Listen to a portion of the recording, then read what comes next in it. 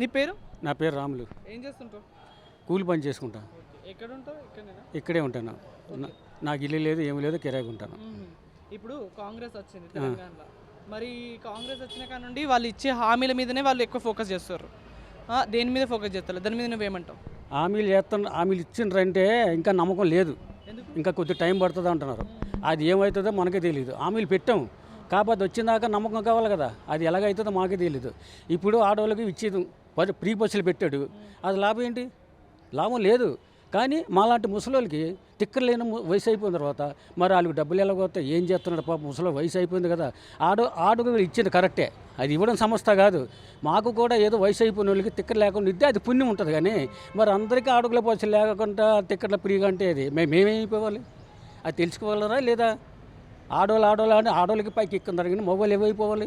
చచ్చిపోవాలా, బతకాలా, లేకపోతే ఎట్టన్నా పోవాలా? ఇచ్చింది వాగ్దానం పెట్టి బాగానే పెట్టు, కానీ పెట్టే సంస్థ కాదు. పెట్టిన దాంట్లో రూల్స్ ఉండాలి, ఒక పద్ధతి ఉండాలి, ఒక న్యాయం ఉండాలి. ఏమీ లేనిది పెట్టిన దానికి చూస్తే మరి మిగతా ఏమైపోవాలి? బతకాలంటే వస్తున్నాయి లేదు, నమ్మకం లేదు. ఇప్పుడు చిన్న చిన్న గొడవలు జరగబోతున్నాయి, కానీ ఆ గొడవలు ఏంటి సమాధానం లేకుండా అయిపోయింది. దాన్ని పెట్టి మీరు ఏం చెప్తారో ఆలోచించండి. నేను చెప్తున్నాను ఇది వాగ్దానం. కానీ 500 రూపాయలు సిలిండర్ అన్నాడు. గ్యాస్ ఉన్నవాడికేనంట, గ్యాస్ ఉన్నవాడికే, లేనివాడికి లేదు అంట. 500 చిల్లర ఇస్తున్నారు కరెక్టే, గ్యాస్ ఉన్నవాడికి ఇస్తున్నారంట, గ్యాస్ లేనివాడికి ఏమీ లేదంట. కానీ రాస్తున్నారు, పెడుతున్నారు, కానీ అది ఏమవుతుందో, ఏ పక్క వస్తుందో, ఎటు పక్క పోతుందో, అది ఉన్నవాడికి ఇస్తున్నారా, లేనివాడికి ఇస్తున్నారా? ఉన్నవాడు కూడా 10 పథకాలు 20 పథకాలు తీసి ఇస్తున్నాడు, కానీ లేనివాడు ఎటుపోవాలి? కానీ ఆడు ఉన్నవాడు ఎవడు, లేనివాడు ఎవడు, దాన్ని పెట్టి ఎంక్వైరీ చేసుకొని తర్వాత అన్నిట్లో చూసుకొని, ఇంటర్నెట్లో కనిపెట్టి టీవీలో చూసుకొని అన్ని ఛాన్స్ కొట్టి అన్ని చూసుకొని ఇవ్వాలి. అది పథకాలు అంటారు. ఉన్నవాడు కూడా మీద ఎక్కి లేనివాడు కూడా మీద, లేనివాడు అంటే తీసుకుంటాడు కరెక్టే, అది వేరు. కానీ ఉన్నవాడికి ఎవడికి వస్తుందో తెలియదు, లేనోడికి ఇస్తున్నాడు కూడా తెలియదు, ఉన్నోడు కూడా తెలియట్లేదు. దానివల్ల కొద్ది పేపర్ నుంచి వచ్చి పడిపోయిందండి. ఏమీ లేదు అందులో. అది ఎవడి మీద నమ్మకం లేకుండా అయిపోయింది ప్రజలు కూడా. ఇచ్చింది కరెక్టే, పెట్టాడు, కానీ సమాధానం లేదు అక్కడ. వాళ్ళే ఇంతకుముందు బీఆర్ఎస్ చేసిన దాని మీదకి వెళ్ళి లాస్లో నడిచింది, ఇప్పుడు లాస్లో ఉన్న గవర్నమెంట్ లాస్లో ఉందని అంటారు. ప్లస్ దాని మీదకి వెళ్ళి వాళ్ళు ఇవి హామీలు కూడా అమలు చేయాలని చూస్తారు. పైసలు ఎక్కడికి వెళ్ళి తీసుకొస్తారంటావు? హామీలు అంటే చేయడం రైటో రాంగో కాదు. నేను ఒక్క మాట చెప్తాను. వీళ్ళు చేసేది ఎట్లా ఉందంటే, నేను ప్రధానమంత్రి అవుతాను, వాగ్దానాలు పెట్టి ఏదో ఒకటి పెట్టాలి, గెలిపించుకోవాలి. గెలిచిన తర్వాత ఏం వస్తుందో ఏం పోతుందో తెలియదు. మొన్నటిదా వాడు అప్పులు చేసి వచ్చిండు, అప్పులు చేసిండు, అప్పులు చేసిండు, కమస్తా కాదు. ఇక్కడ వచ్చింది తెలంగాణ వరకు వచ్చింది, ఆంధ్ర కాంగ్రెస్ గెలిచాడు, కానీ ఆంధ్రాకి వచ్చి ప్యాన్ గుర్తు గెలిచాడు, సెంట్రల్లో వచ్చి బీజేపీ వచ్చింది. ఈ మొత్తానికి కాంగ్రెస్ అన్న రావాలి, లేకపోతే ఏదైనా ఒక పార్టీనో రావాలి. ఈ 3 పార్టీలు వచ్చినాయి కాబట్టి దానికి నష్టమో లాభం తెలవట్లే. ఇప్పుడు వైఎస్ షర్మిల ఆంధ్రాలో కాంగ్రెస్లో కలిపేసింది. మరి ఇప్పుడు కాంగ్రెస్ లీడర్గా చేశారు వైఎస్ షర్మిల. దాని మీద మీరేమంటారు? గెలుస్తా అంటారా? ఖచ్చితంగా గెలవలేదు. సానుభూతి లేదు.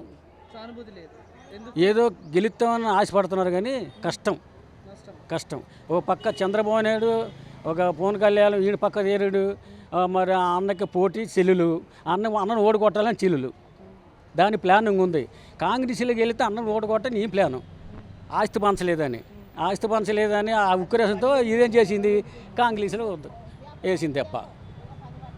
కానీ ఆస్తులు వదిలేసేయండి, మనకు సంబంధం లేదు. వాడిని ఎన్ని కోట్లైనా అది కాదు. వైఎస్ రాజశేఖర గారు చేసేటప్పుడు వీళ్ళు వల్ల కాదు. వైఎస్ రాజశేఖర గారు చేసినప్పుడే బాగా చేసిండు, పథకాలన్నీ పెట్టిండు. ఆయన తెచ్చిన పథకాలు ఇప్పుడు కూడా ఉన్నాయి, కానీ ఆయన చేసిన పెట్టుబడులు, ఆయన చేసిన పథకాలు బాగానే పెట్టాడు. కానీ ఇప్పుడు వచ్చిన వాళ్ళు ఎక్కడ వెళ్ళి తెస్తారో ఏం చేస్తారో తెలియదు.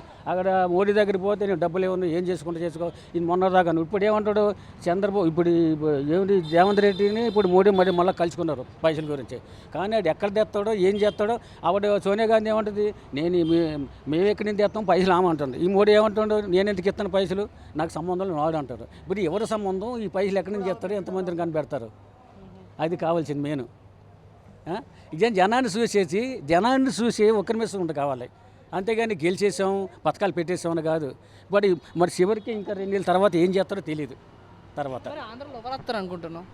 ఆంధ్రాలో ఎవడు వస్తారంటే దగ్గర పోటీలు ఉన్నాయి. చంద్రబాబు, తెలుగుదేశం, కాంగ్రెసు, ప్యాన్ గుర్తు. కానీ ప్యాన్ గుర్తు అన్నీ వీళ్ళు ఏం చేస్తుంటారు అంటే, నన్ను చెప్తాను, అన్ని పిరుగు కూడా వదిలేసాయి. ఇప్పుడు ప్రీ బస్సులు పెట్టినట్టు దేని పెట్టినట్టు దీనిలో రేట్లు పెంచుతున్నారు, దాంట్లో తగ్గించేసాడు. ఇది మనకి రేట్లు పెంచి వేస్తున్నాడు దెబ్బ గొడ్డు వేస్తున్నారు వాళ్ళు. అంతే తెలుగు రాజకీయాలు ఎక్కడైతే ఉండవు, చాలా మేధ ఉంటే కానీ ఎంత మేధ చేస్తాడు. ప్రీ బస్సులు ఎక్కిచ్చేస్తున్నాడు ఆడవాళ్ళకి, ప్రీ బస్సులు చేస్తున్నాడు. ప్రీ బస్సులు చేసింది కరెక్ట్. మరి మొగలు ఏం కావాలి, వయసు అయిపోయిన వాళ్ళకి ఆధార్ కార్డు లేకపోతే పింఛన్ కరెక్ట్ ఇవ్వాలి, కరెక్ట్ చూసుకొని. ఏదో ఎవడు పట్టించుకుంటుండ్రో సరిగా, ఈడ ఆంధ్ర పువ్వు కూడా పట్టించుకోలేదు సరిగా. అది లేదు ఇది లేదు, నీకు ఎందుకు వస్తాయి, దేనివల్ల వస్తాయి, ఏదో ఒక వాగ్దాన్ని పెడేస్తున్నారు ఐడియాలో. ఇది ఏంటంటే పక్కన ఉన్న వాళ్ళే కొద్దిగా తేడా చేసేస్తున్నారు, వాళ్ళు చేసేది బాగానే చేస్తున్నారు, ఈ పక్కన ఉన్న వాళ్ళే కొద్దిగా మోసాలు అవుతున్నాయి. అది ఓకే సార్.